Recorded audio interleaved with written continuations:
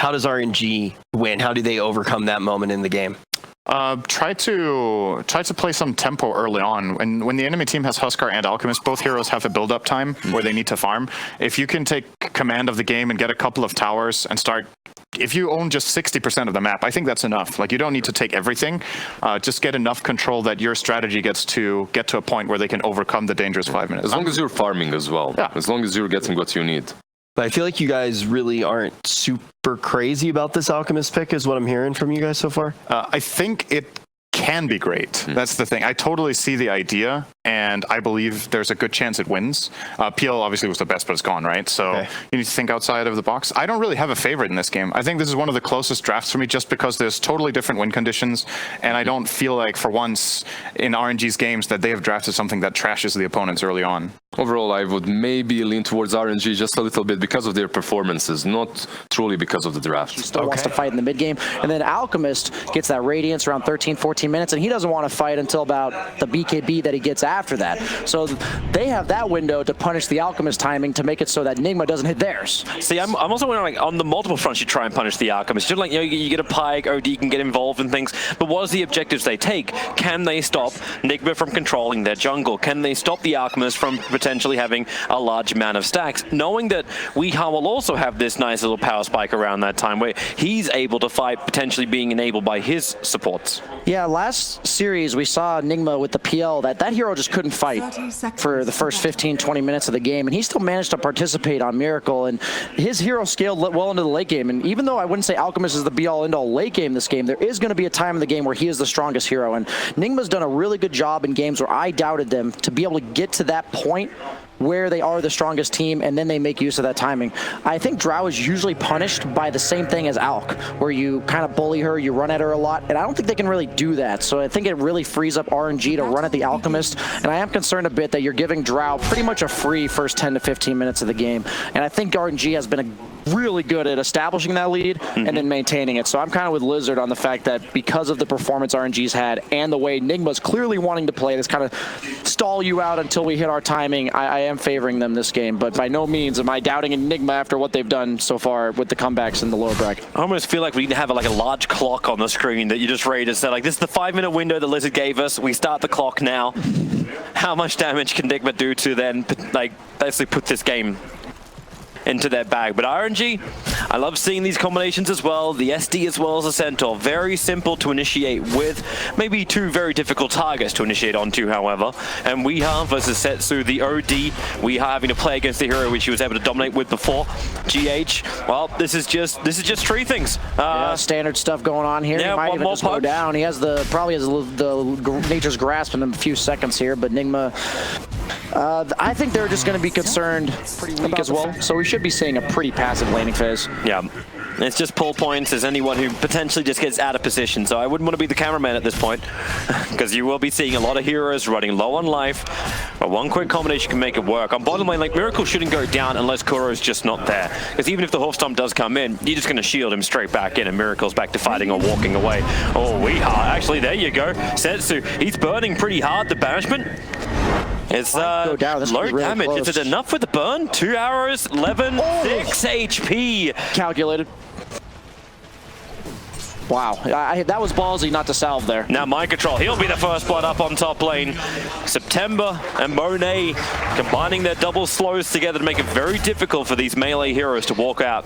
Yeah, in the past, Drow was always paired with the Banes, the Ogres, the Undying, these like bruiser frontline supports, and Tree basically making Drow even better of a hero this patch than I think she would already be, just because of how good he is, as you saw there, that slows in tandem with one another so strong.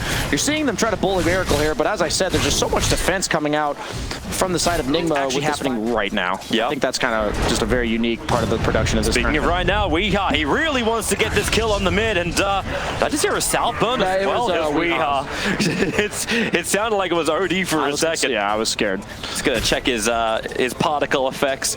But that's a good start for Wee. He wasn't 100% on the CS early on, but now he's definitely in front. 17-12 as the 11-6 of the OD. And OD, hey, how does this hero play from behind? he's not nearly the same hero from behind that he used to be, right, Toby? The orb no longer splashing on those jungle camps. He does not want to jungle early. He kind of wants to shove in the lane with Astral and then leave. And this is not what he's going to be allowed to do. Already a level and a half behind or so. Well, they're going again up on top lane. Mind Control, you can break through the slow a little bit faster, but see, this is the beautiful thing I love about Dro Ranger. It was a few patches ago where her lower level cold arrows got buffed up, so you only need 2 points up in the cold arrows. Miracle, my god, he's low on life, and with the poison, he's totally dead. Yeah, well, Kuro is, like you said, not there. That's the only time he's ever going to die. No overgrowth on the tree to cancel that TP. So now that RNG, like, it feels like they're not able to control the tempo anymore. Like, they're a little bit reactionary. Lost your tier 1 tower. Weeha's getting more aggressive. Like, Flywin, even if he has escaped from this one, SD's rotating bottom. They're bringing 4 heroes down. In fact, Fly doesn't even get himself out of here. The Drow Monet moved over. Kuro needs to give him the shield, protecting Weeha as much as he can, even with the miscoil. Weeha jumping in over on Illusion. The OD hammer drops. He might be healing too much. Yeah, he is. Weeha still coming back up again, but there's still enough damage. He's toggling his way through this one. Weeha, Kuro's giving him more life. They just keep going. Another jump in as he got the inner fire. GH staying with He's him. just healing while he's in the Astral. GH. He steals the Astral. He can remove the Dro Ranger so we can focus on Super. Now they turn their attention back over to Osensu. Weeha, a double bloody fucking kill. NIGMA actually pushed back RNG. That was not meant to happen that way. They just got outplayed. If any of the viewers at home were wondering if you get health regen while you're in Astral, that answers your question. He got Astral at like 100 health both times, and by the time he comes out of it, he doesn't die. I mean, that's just crazy. I almost think that's exactly what NIGMA's lineup wants you to do, and since they're ahead already, RNG, the damage, like, oh, that's the heroes like Huskar. If you just can't quite finish them off, they just shred you. He's like the perfect example. He does more damage the lower health he is, Toby. And he took your 2 huge cores as well. Meanwhile, Miracle gaining more space. That's how I was starting up the conversation before that fight began. It's like, so now that you can't invade the jungle, Miracle's able to farm, but now you've got 2 supports and 2 cores and a support trying to regather their feet. Miracle moves even further ahead. The mid RNG, they don't want to fight into this Radiance, even though Alchemist, I think, like, maybe they can break through him when his Chemical Rage is down. Grove Bow is a nice item to be picking up for this Dire lineup. Looks like they're trying to make something happen on the Mind Control Omni Knight top. One of the reasons I love this hero as an offlaner is not only is he a good team fighter, but he's also really hard to gank. But they have brought, I believe, the necessary resources to do so. Well, that is one very dead Mind Control. They're making work for it. As mid tower will be the trade-off. You get the kill on the Omni Knight. There's a Blink Dagger that got picked up by the Alchemist. So you get your aggressive concoction jump forward, even the level 10 talent, lowering it. I really do believe the best defense against a Drow is a good offense. I know that's kind of like a cliche, but... Does this feel like such bait? Kuro's hanging by. Here comes your Blink Dagger reveal. Miracle's ready to go for the jump. He gets in right on top of Sensu. They push it back. The overgrowth will create some space, and Weeha hit by the hammer. He is brought down thanks to the extra Fable. Miracle shielded up, but he's losing his own life. Enigma, maybe they bit off a lot more than they could chew. As Kuro is surrounded by 5 heroes, RNG brought all the reinforcements. And I guarantee you, Kuro is dead.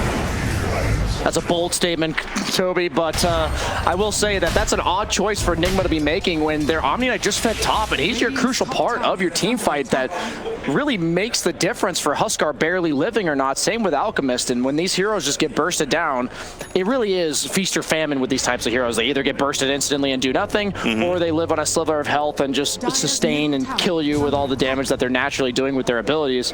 In terms of the Alchemist, it's the Radiance, but now we do have the Invisible Tree. Maybe he can look to set up kills for his team just by supplying the vision. I mean, they are up by 5,000 gold on NIGMA, but this is with an Alchemist, so it can be a bit deceiving. I still believe NIGMA's in control of this game. But they keep the fortification, the Radiant side up, but of course the time is a little bit off. Miracle gets a jump over towards Monet, Flywin. Nice. Oh man, Miracle just walks away from the Hofstorm. GH now with the pickup, dragging back the Centaur. He's still waiting, and now jump forward. Mind Control, what have you got? You got OD. The GA has to be burned, but the hammer doesn't care anything about that. Mind Control is already dead. Defensive imprisonment coming out. Miracle breaking free pretty quickly. Kuro losing his life, goes up the hill. Didn't have borrowed time available, while Miracle can get himself a double stun. 4 heroes, 5 heroes stand together as RNG and GH. He was coming over. He had Astral available. They might be able to get Huskar if they look. They're thinking about it. They want to finish off the Rubik to begin with. September's making the run through the tree line, and now Overgrowth over towards Weeha. Weeha then starts jumping forward towards September. September being chased by the creep wave, but hey, he can go invis because that's what trees do. He managed to get in range of the trees right before the Huskar dunk landed, allowing him to walk away. They even forced out a buyback by going on the Huskar there, so that's another net worth bolster to the RNG side, or take away, so to speak, from the NIGMA side. It's so weird. I thought RNG's time was 10 minutes, and they got ran over by NIGMA with the Huskar, and then I thought this was NIGMA's time, and they're getting ran over by RNG. So the lack of mobility from NIGMA's team, other than pretty much this Blink Alchemist, is going to be a thorn in their side when RNG can separate them without all 5 heroes there. Seeing that punished by not having Weehaw at that fight, even though he has the Aegis, the best way to deal with an Aegis Huskar, generally speaking, is to just act like he doesn't exist. That time around, they're just like, oh, we will. You can run back to your tier 1 tower. Meanwhile, September doing what Tree's done best. Split pushing and being a real pain in the ass. Smoke up from NIGMA. They are far enough away from Dire Vision, but this hasn't been scouted out, and Weehaw revealing the fact that Omni is behind him by having that Heavenly Grace on him, but he wants to try and keep the pressure. Remember, it's the towers, it's the removal of map control of RNG that NIGMA need. They need a path with an Aegis Maul to claim an objective. Yeah, I think their timing is the second Aegis, so they need to get as much done now. But yeah, Treant is meteor hammering the bottom lane as well, so RNG has no doubt been getting good trades on the map while NIGMA's taking these towers. They didn't even take top tower, by the way, for NIGMA there. So a lot of good stalling. They do just need to outlast the second Aegis, in my opinion. Alchemist does scale much better in the late game than he used to, but by no means do I doubt Drow lineups later on. We've seen how much raw damage they just vomit on the other team. It's like so free too. You give the OD a bunch of attack speed, and most notably armor. You give to these heroes like OD that generally can't just man up on you. That agility that is provided with the Drow around you does give like 13 to 14 free agility later on in there, free armor later on in the game. NIGMA need to start cleaning off these trees somehow. Tier 2 tower will be claimed. That's now the mid and the top, leaving only one remaining outer tower. And Alchemist, yeah, you know where you need to go, Miracle, to the farm that was on bottom lane. Not as much damage as I thought would be on that tier 3 tower, only losing like maybe a sixth of it. Yeah, the only hero that can do damage to towers is Drow, maybe the Centaur, but neither of those heroes really wants to show on towers. Centaur because he's a threat, Drow because she's too squishy. Like the Force Staff is just not enough to get away if NIGMA were to TP onto you with a Blink Alchemist. And you don't exactly have saves that get you away from the Alchemist. You have stalls, but they're not stuff that helps you split push better and survive. They're more so like in team fights, it punishes you for getting gone on, or it punishes the opponent for focusing you. The Lotus Orb from Centaur, that's actually a really good item against heroes like Rubik, Huskar, Alchemist, all these single target spells that either do damage or stun. So we're hitting that 25-minute mark we're talking about. Does not feel like the Alchemist is the frontline brawler you expect of him. Obviously, you need to watch the item progression a little closer for it.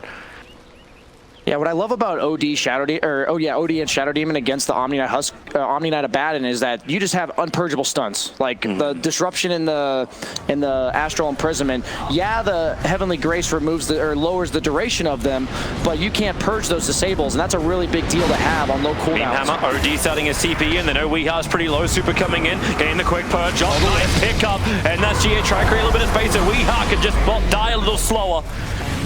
Even the volley, man, back to the tier 1 tower. Kura's out so far. You get a lot of his life back. Quick little banishment. Do they want to try and fight Flywind? Waiting in the tree lines, ready to blink himself in if he needs to do so. Kura's already going to drop down, spends his last bit of money to get that Vlad's completed. I honestly feel like NIGMA's missed their window. I don't think you scale well in this game. They've been itemizing to kite you on RNG. All of their abilities naturally kite you. They have 2 Hurricane Pikes, a Lincoln's on OD. How often do you see second item Lincolns on an Owl Devourer? If you're not killing them, they're going to kill you super fast with their range damage. They do get the lift onto the tree, but he's not scared. He's 2 heroes not even there for NIGMA, and the other 2 are dead. Yeah, he's still living armor. That's a small perk. No sorceries avail.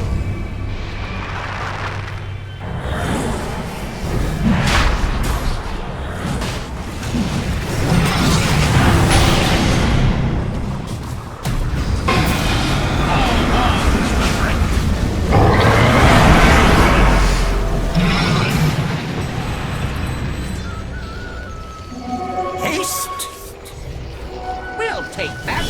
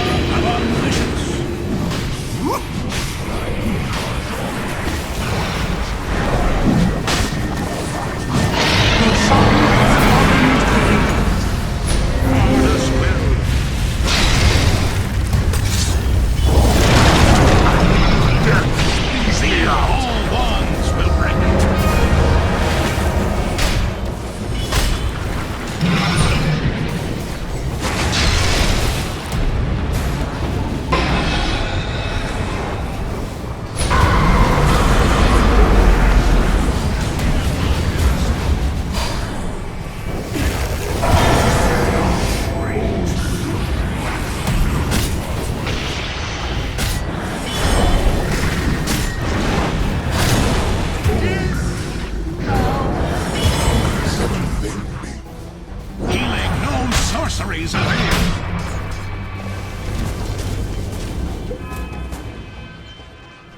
Radiant's middle tower is under attack.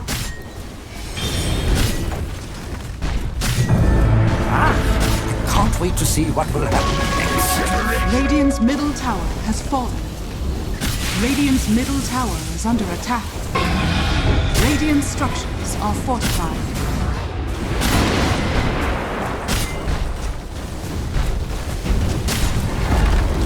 Dire's bottom tower is under attack. Radiant's middle tower has fallen. Radiant's middle barracks are under attack.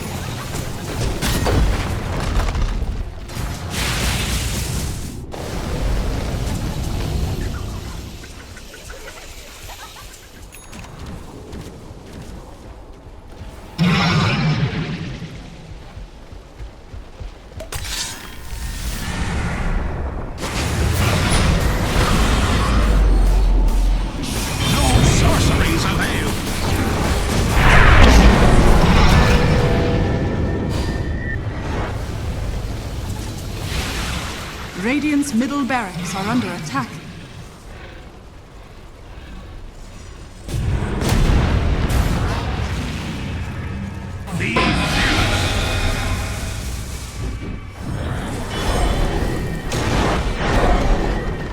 Radiant's middle barracks has fallen.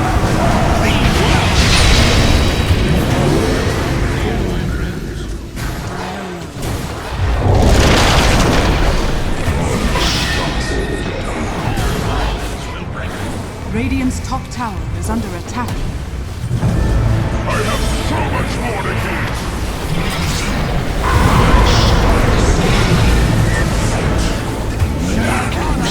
Triple kill. The armor of omniscience.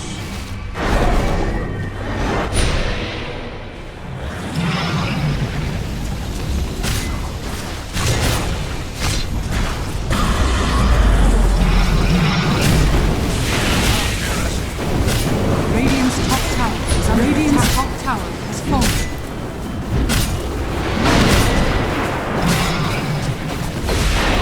Radiant's top barracks are under attack. Radiant's top barracks has fallen.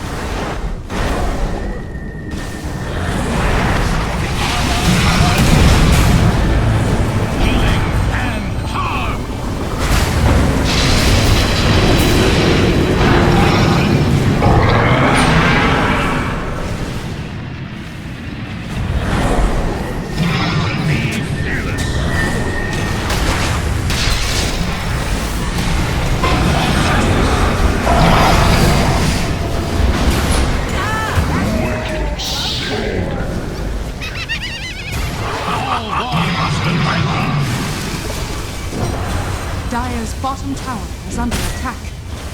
Radiant's middle tower is under attack. Radiant's middle tower has fallen.